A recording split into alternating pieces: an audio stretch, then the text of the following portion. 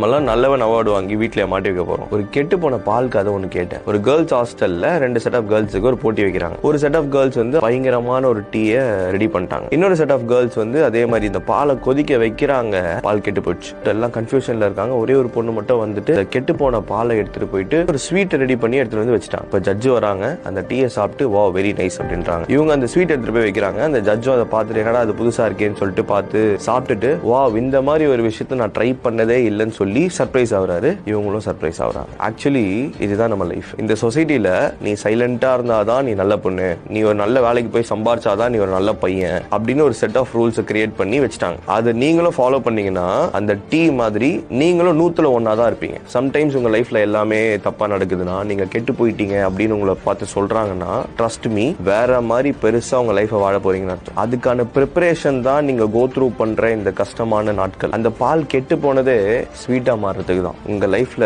Problems வருது, நீங்க successful ஆகுறது.